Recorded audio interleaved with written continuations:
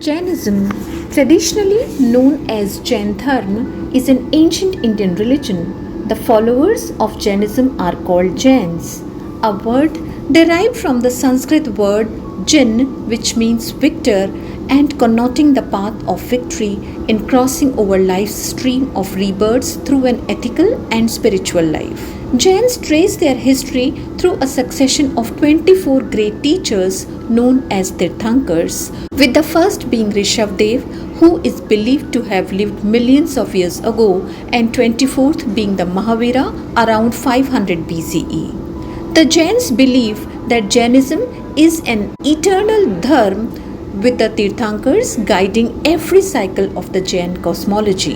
24 Tirthankaras.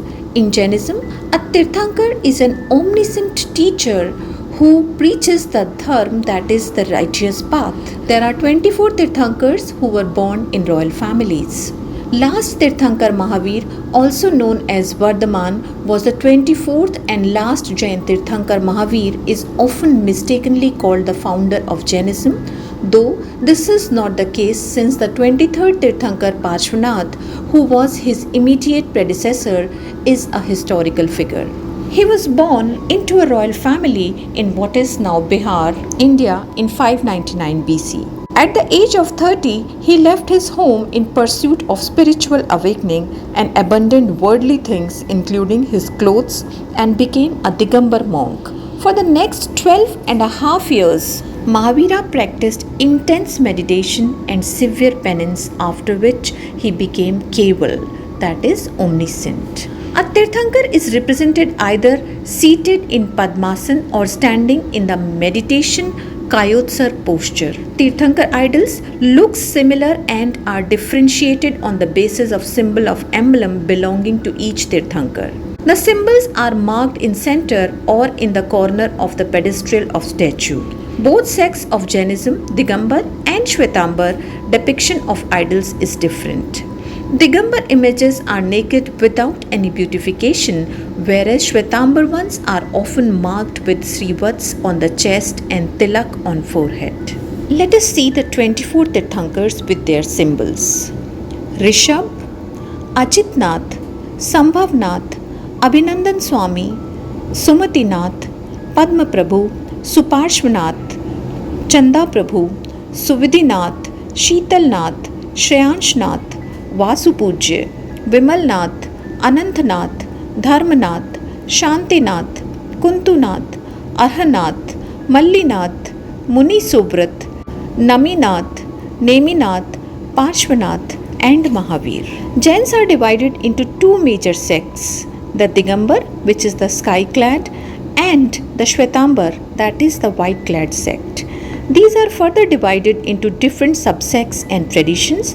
While there are differences in practices, the core philosophy of main principles of each sect is same. Digambar, the sky-clad, is one of the two main sects of Jainism.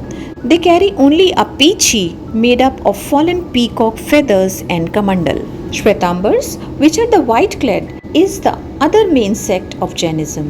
Svetambar is a term describing its ascetics practice of wearing white clothes, which sets it apart from the Digambar, whose ascetic practitioners go naked.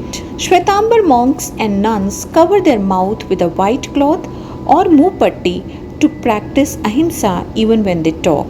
3 jewels. Jains believe that non-injury is the highest religion.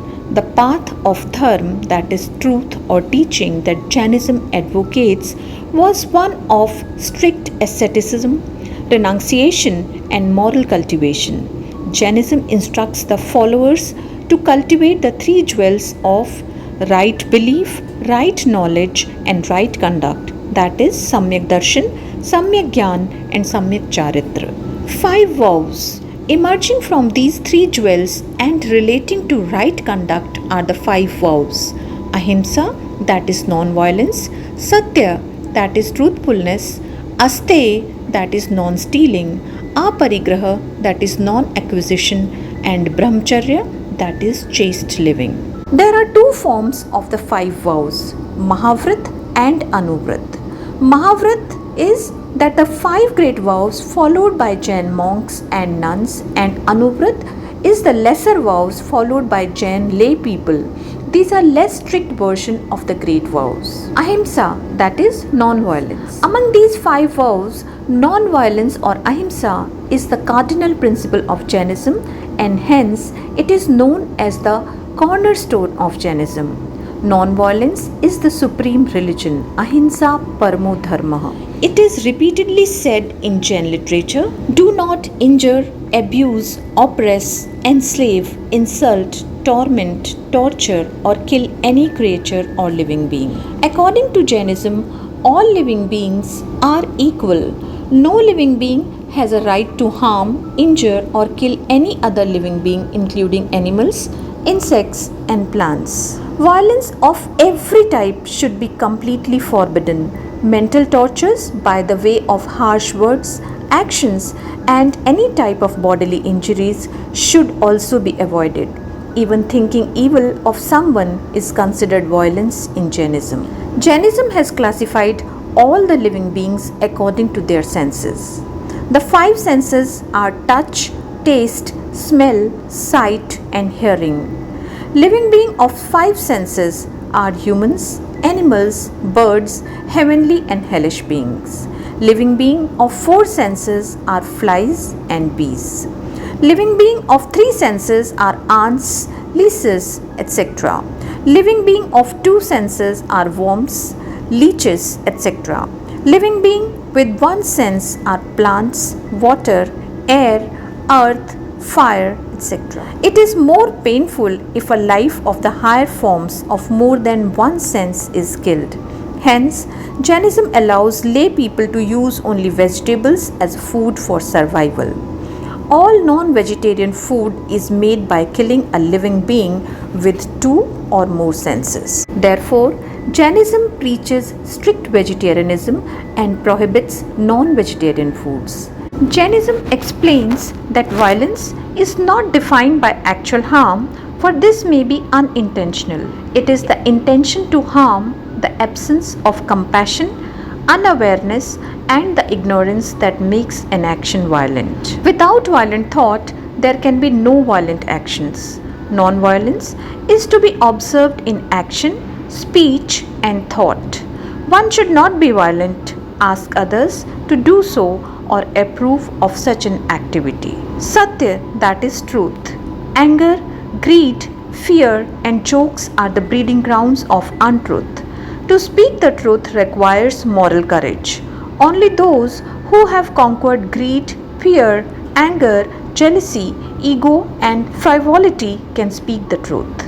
Jainism insists that one should not only refrain from falsehood but should always speak the truth, which should be wholesome and pleasant. One should remain silent in the truth if the truth causes pain, hurt, anger or death of any living being. Truth is to be observed in speech, mind and deed. One should not utter an untruth, ask others to do so or approve of such activities. Achaurya, asteya or non-stealing. Stealing consists of taking another's property without his consent or by unjust or immoral methods. Further, one should not take anything which does not belong to him. It does not entitle one to take away a thing which may be lying unattended or unclaimed. One should observe this vow very strictly and should not touch even a worthless thing which does not belong to him. When accepting alms, help or aid, one should not take more than what is minimum needed. The vow of non-stealing insists that one should be totally honest in action, thought and speech. One should not steal, ask others to do so or approve of such activities. Brahmacharya or celibacy. Total abstinence from sensual pleasure and the pleasure of all 5 senses are called celibacy. Sensual pleasure is an infatuating force which sets aside all virtues and reason at the time of indulgence. This vow of controlling sensuality is very difficult to observe in its subtle form. One may refrain from physical indulgence but may still think of the pleasures of sensualism which is prohibited in Jainism. Monks are required to observe this vow strictly and completely. They should not enjoy sensual pleasures and pleasure of all five senses. There are several rules laid down for observing this vow for householders. They should not have any physical relationship other than own spouse. The relationship with your own spouse should be of limited nature. Aparigraha, that is non-attachment or non-possession. Jainism believes that attachment to worldly objects results in the bondage of the cycle of birth and death. Therefore, one who desires of spiritual liberation should withdraw from all attachments to pleasing objects of all the five senses. Monks observe this vow by giving up attachments to all things such as material things, which include wealth, prosperity, grains, house, books, clothes, etc. Relationships with father, mother, spouse, children, friends, enemies, other monks, disciples, etc. Pleasure of five senses, that is touch, taste, smell, sight and hearing, and feelings, pleasure and painful feelings towards any objects. They have an equanimity towards music and noise, good and bad smell, soft and hard objects for touch, beautiful and dirty sights, etc. They do not eat food for taste but for survival, with the intention to continue to progress spirituality and ultimately to attain liberation. Non-possession and non-attachment are to be observed in speech, mind and deed. Jainism has laid down and described in much detail these five great vows for the path of liberation. Jain Philosophy. Jain philosophy separates body, that is matter, from the soul, that is consciousness, completely. Jain philosophy deals with reality, cosmology, epistemology, that is study of knowledge, and vitalism. The concept of non-injury or ahiṃsa lies at the core of Jain philosophy. Jain philosophy attempts to explain the rationale of being and existence, the nature of the universe and its constituents, the nature of bondage and the means to achieve liberation. Tattva. Jain philosophy explains that seven tattva constitute reality. These are Jeev, that is the soul which is characterized by consciousness, Ajeev, that is the known soul, Asarv, that is inflow of auspicious and evil karmic matters into the soul, Bandh, that is bondage, mutual intermingling of soul and karmas, Samvar, that is stoppage, obstruction of the inflow of karmic matter into the soul, Nirjara, that is gradual dissociation, separation of falling off of part of karmic matter from the soul, Moksha, that is liberation, complete annihilation of all karmic matter bound with any particular soul. The knowledge of these seven tattva is said to be essential for the liberation of the soul. Doctrine of Relativity. The universe is the composite of groups consisting of adverse pairs like knowledge and ignorance, pleasure and sorrow, life and death, and so on. Life depends on such adverse groups. All the groups have their own interests, which create clashes and conflicts in thinking among themselves. Religion is supposed to pacify these clashes through coexistence on socialistic pattern of society. The coexistence cannot be remained without relativity. Jainism has propounded three doctrines of relativity used for logic and reasoning. They are Anekantvad, Syadvad and Nyavad. Anekantvad meaning non-absolutism is one of the basic principles of Jainism that encourages acceptance of relativism and pluralism. According to this doctrine, truth and reality are perceived differently from different points of view, and no single point of view is the complete truth.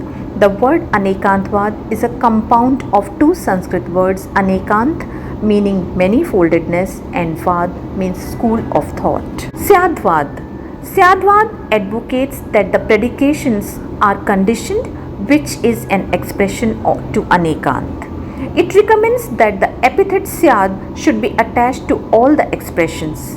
Syadvad does not only extend Anekant philosophy, but it is a separate system of logic which has its strong force. The Sanskrit etymological root of the term Syad is perhaps or maybe, but in context of Syadvad, it means in some ways or from a perspective. Reality is a complex phenomena and no single proposition is capable enough to express the nature of reality as a whole. This theory says that Syad should be prefixed before each expression so that a conditional point of view can be given in the statement to remove dogmatism.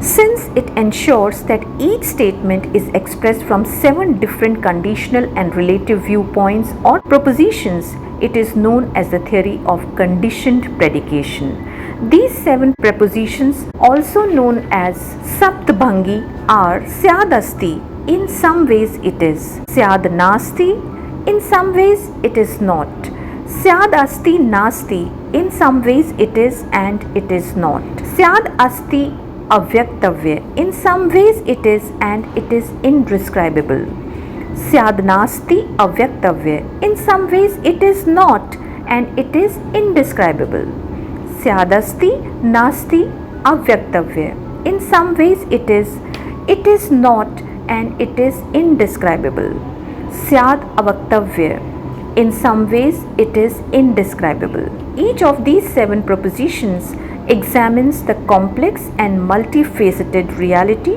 from a relative point of view of time, space, substance and mode. Nyavad. The theory of partial viewpoints or standpoints is known as Nyavad. Nyavad is made of 2 Sanskrit words, Ny, which means partial view of point, and Vad, which means school of thought. Nyavad is the system of Jain philosophy which is used to come to a certain conclusion from a point of view. All objects may be having infinite aspects, but it is observed that when one describes it, one speaks of only relevant aspects and other irrelevant aspects are ignored. For example, when one talks of a white Mercedes, one simply considers the brand and the color of the car, but that does not mean that the car is not having other attributes like engine type, navigation panel, speed, price and choice. Dan, that is charity. The Jain religion recognizes the fundamental natural phenomena of interdependence known as Paraspar Upgraho Jivanam, that is interdependence. The Jain scriptures have not only laid down well thought out conditions to be observed while giving dan, but also considerably widened the scope and extent of dan by recipient's point of view and from contents of dan. The dan with reference to its recipients has also been divided into 2 classes, Patradan and Karunadan. The Patradan means gifts or offerings made with respect and devotion to worldly recipients and in accordance with necessary conditions laid down for observance by people.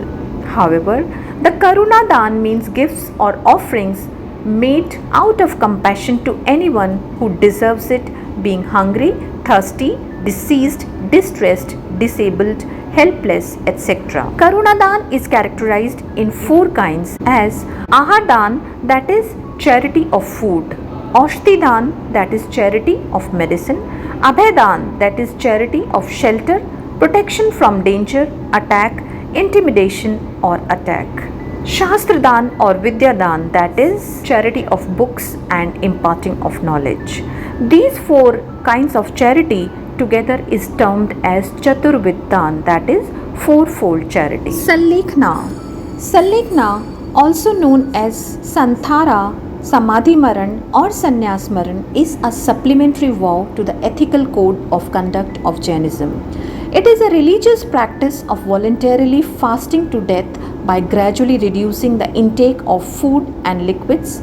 It is viewed in Jainism as the thinning of human passions and the body, another means of destroying rebirth, influencing karma by withdrawing all physical and mental activities. It is not considered as a suicide by Jain scholars because it is not an act of passion, nor does it deploy poisons or weapons.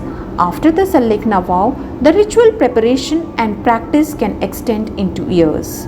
Those who undertake Sallekhana are revered by fellow Jains and their deaths are celebrated publicly. There is a debate about the practice from a right to life and a freedom of religion viewpoint. In 2015, the Rajasthan High Court banned the practice considering it suicide. Later that year, the Supreme Court of India stayed the decision of the Rajasthan High Court and lifted the ban on Sallekhana. Moksha and Nirvana. In Jainism, it is the highest and the noblest objective that a soul should strive to achieve. In fact, it is the only objective that a person should have. With the right view, knowledge and efforts, all souls can attain this state. That is why Jainism is also known as Moksha Marg or the path of liberation. Jain symbols. Jain icons and arts incorporate symbols such as swastik and om. Swastik. The swastik is an important Jain symbol. Its four arms symbolize the four realms of existence in which rebirth occurs. According to Jainism, humans, heavenly beings, hellish beings, and non-humans, plants and animals, it is usually shown with the three dots on the top, which represent the three jewels: right knowledge, right understanding, and right belief. These jewels are the means believed in Jainism to lead one to the state of spiritual perfection, a state that is systematically represented by a crescent and one dot on the top representing the liberated soul. Symbol of ahiṃsa. The hand and a wheel on the palm symbolizes ahiṃsa in Jainism, with ahiṃsa written in the middle. The wheel represents the brahmacharya, which stands for the resolve to halt and sansar through the relentless pursuit of ahiṃsa. Om. The Om symbol is also used in ancient Jain scriptures and represent the 5 lines of the Navkar mantra. Jain flag. The 5 colors of the Jain flag represent the Panch Parmeshti and the 5 vows, small as well as great. White represents the Arihants, souls who have conquered all passions. It also denotes peace or ahiṃsa. Red represents the Siddh, souls that have attained salvation and truth. It also denotes satya. Yellow represents the acharya, the master of adepts. The color also stands for acharya. Green represents the upadhyaya, those who teach scriptures to monks. It also signifies brahmacharya. Black represents the Jain ascetics. It also signifies aparigraha. Festivals. The most important annual Jain festival is called the Paryushan by Svetambaras and Das Lakshan Parv by Digambaras. These festivals are basically the celebration of virtues advocated by Jainism. The 10 universal virtues celebrated during this festival are Uttam Shama, that is supreme forgiveness, to observe tolerance wholeheartedly and forgive everyone. Uttam Madhav, that is tenderness or humility, to observe the virtue of humility, subduing vanity and passions. Uttam Arjav, that is straightforwardness and honesty, to practice a deceit-free conduct in life by vanquishing the passion of deception. Uttam Satya, that is truthfulness, to speak truthful and just words with a holy intention causing no injury to any living being. Uttam Shauch, that is contentment or purity, to keep the body, mind and speech pure. Uttam Sanyam, that is self-restraint, to defend all living beings with utmost power in a cosmopolitan spirit, abstaining from all the pleasures provided by the 5 senses: touch, taste, smell, sight and hearing, and the 6th is mind. Uttam Tap, that is penance and austerities, to practice austerities putting a check on all worldly allurements. Uttam Tyag, that is renunciation of all possessions and to assist social and religious institutions. Uttam Akinchanya, that is non-attachment, to enhance faith in the real self and against non-self, material objects, and to discard internal aparigraha, that is anger and pride, and external aparigraha, that is accumulation of wealth. And Uttam Uttam brahmacharya, that is chastity and celibacy, to observe the great vow of celibacy and to discard cardinal desires. If you want to know about any other religious practices of India, please leave it in the comment box so that I can come back with it. If you have liked the video, please like, share and subscribe. Thank you.